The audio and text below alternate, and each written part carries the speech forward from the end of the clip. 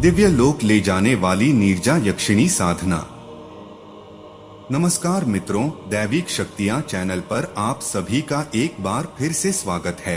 हमारे चैनल से जुड़े रहने के लिए आप सभी का बहुत बहुत धन्यवाद। मित्रों, आज हम आपको अत्यंत गोपनीय नीरजा यक्षिणी साधना के बारे में बताने वाले हैं। इस नीरजा यक्षिणी को बहुत ही कम लोग जानते हैं। यह एक गोपनीय यक्षिणी है। यह एक ऐसी यक्षिणी है जो कि ऐसे सरोवर या तालाब में वास करती है जहां से वह किसी अन्य लोक में ले जाने की क्षमता रखती है। इतना ही नहीं, यहां से दूसरे आयामों में जाया जा सकता है अगर इस शक्ति की पूर्ण सिद्धि प्राप्त हो जाए तो। पुराने समय में विशेष प्रकार के ऋषि और मुनि इसकी साधना किया करते थे और इसे सिद्ध कर गमन लोक गमन सिद्धि को लोग गमन विद्या को प्राप्त करते थे। इतना ही नहीं, यह बुद्धि ज्ञान देने में भी निपुण देवी मानी जाती है क्योंकि इससे साधक विद्वान माना जाता है। इस साधना के लिए ऐसे तालाब का चयन किया जाता है जिस तालाब में कमल खिलते हो। अब आपको ज्यादातर जब बरसात का समय हो उसमें ही इसकी साधना उपयुक्त मानी जाती है और इनकी साधना सावन महीने से लेकर के दीपावली तक कभी भी की जा सकती है। इसकी साधना शुक्रवार के दिन से शुरू किया जाता है और इनकी साधना में कमल गट्टे की माला का ही प्रयोग किया जाता है। यह देवी अत्यंत ही चतुर और निपुण मानी जाती हैं, इसलिए जो भी इनकी साधना करता है उसकी बुद्धि प्रखर हो जाती है, उसका ज्ञान बढ़ जाता है। इसके अलावा यह देवी जब प्रकट होती हैं तो सरोवर से एक विशालकाय कमल का फूल दिव्यता से पूर्ण दिव्यता से भरा होता है। इसी कमल के फूल पर विराजित होकर साधक को दर्शन देती हैं। ठीक वैसे ही जैसे माता लक्ष्मी, माता सरस्वती और अन्य देवी देवता कमल के आसन पर विराजमान होकर दर्शन देते हैं। यह गुप्त यक्षिणी है और पूर्णता सात्विक भी हैं। इसी कारण से इनकी साधना करने पर कोई नुकसान नहीं होता है। इनकी साधना माँ और बहन के रूप में करनी चाहिए जिसके अंदर महान बलाबल हो। यक्ष समान जो शक्तिशाली और सिद्धिवान हो, केवल वही इन्हें प्रेमिका या पत्नी के रूप में सिद्ध करने के बारे में सोचे, क्योंकि यह अपने से अधिक शक्तिशाली का वरण करती हैं। साधारण व्यक्ति को यह कुछ नहीं समझती हैं और उसका नाश कर देती हैं। इसीलिए जो साधक इन्हें पूर्व सिद्ध करके अपने पास प्रेम का या पत्नी रूप में रखना चाहता है, उसका आध्यात्मिक बल बहुत ज्यादा होना चाहिए। यह अन्य लोक में जाने का मार्ग देती हैं। उस तालाब के अंदर जब साधक प्रवेश करता है तब उसे सांस लेने की भी आवश्यकता नहीं पड़ती और वहां एक दिव्य कमल तलहटी में आपको दिखाई पड़ता है। जिस भी लोक में आप जाना चाहते हैं, बस उसका स्मरण करते हुए, देवी के मंत्रों का जाप करते हुए उस कमल के अंदर कदम रखना चाहिए।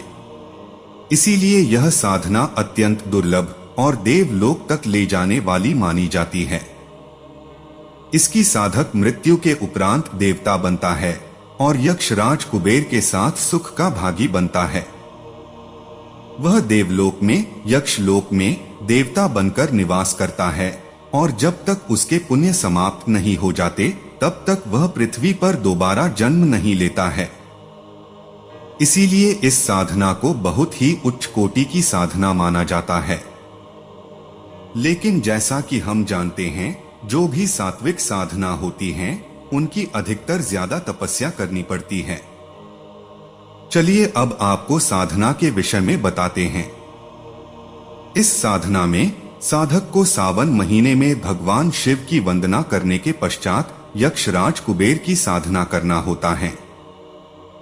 इसके बाद किसी निर्जन एकांत वन में कमल के फूलों से सजे हुए तालाब के किनारे अपनी साधना की व्यवस्था कर ले।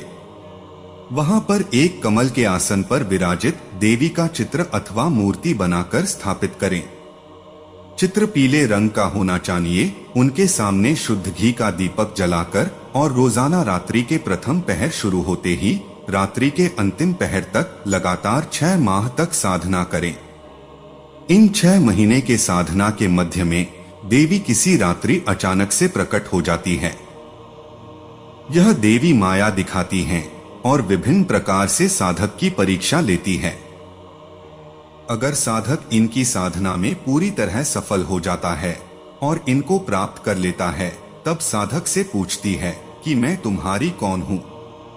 तब साधक को संबोधित शब्द के द्वारा इन्हें सिद्ध करें, अर्थात उन्हें माँ, बहन या फिर प्रेमिका, पत्नी, वह जो भी उन्हें कहना चाहता है वह कहे। उसी रूप में वह साधक के साथ आ जाती हैं। यक्षिणी तुरंत भोजन लेकर साधक के सामने रख देती हैं। इस दिव्य भोजन से साधक के बीमारियों और सारे पाप नष्ट हो जाते हैं और उसके अंदर बल आ जाता है। उससे विभिन्न प्रकार की अद्भुत सिद्धियां प्राप्त हो जाती हैं।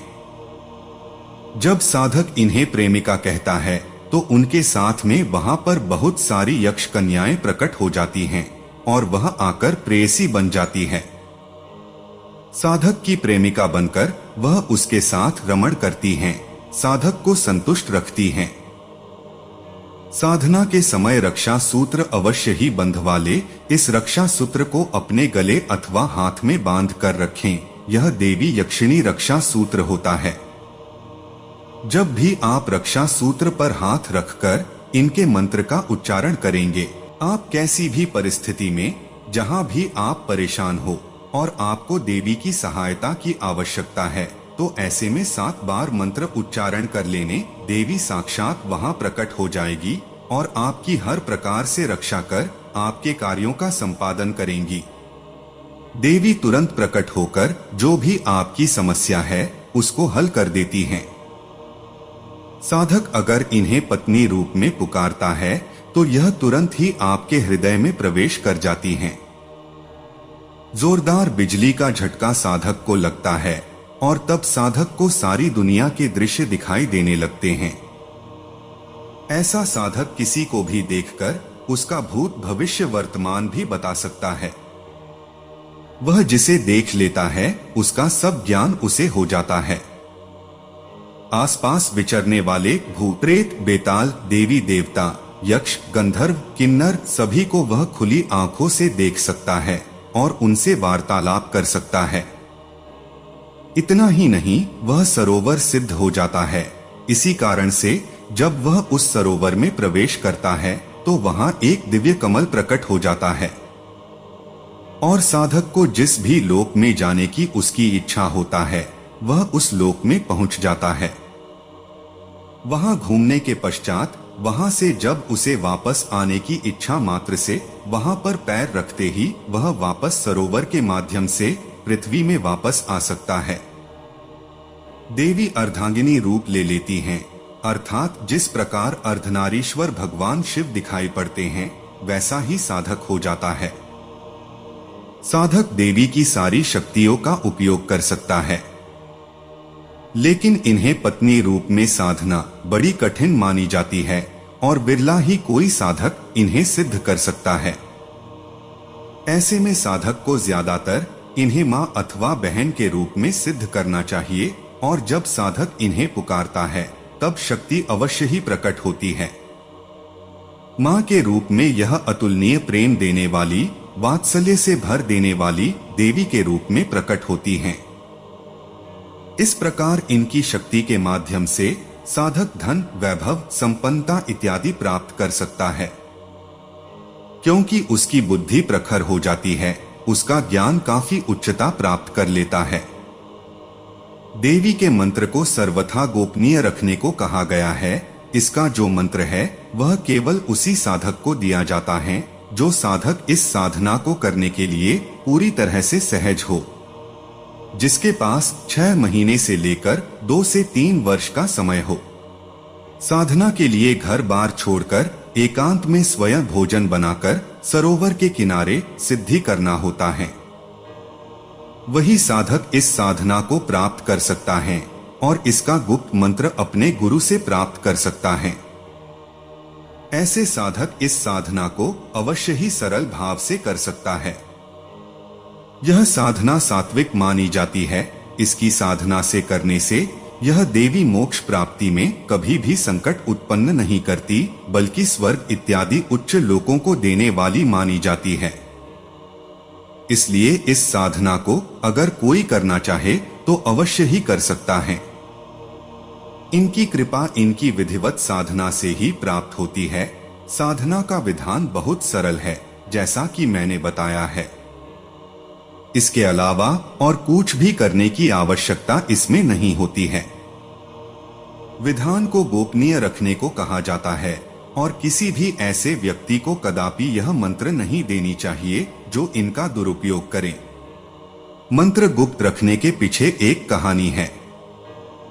कहा जाता है कि एक ऋषि ने इस मंत्र को एक शिष्य को दिया था जो राक्षसी प्रवृत्ति का था। वह स्वर्ग लोक जाकर वहां से एक अप्सरा का हाथ पकड़कर धरती पर खींच लाया था।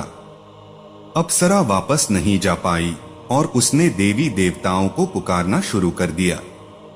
उसका भोग उपभोग उस साधक ने बहुत बुरी तरह से किया था। तब उसने इसे श्राप दे दिया कि इस मंत्र को सर्वथा गोपनीय कर दिया जाए।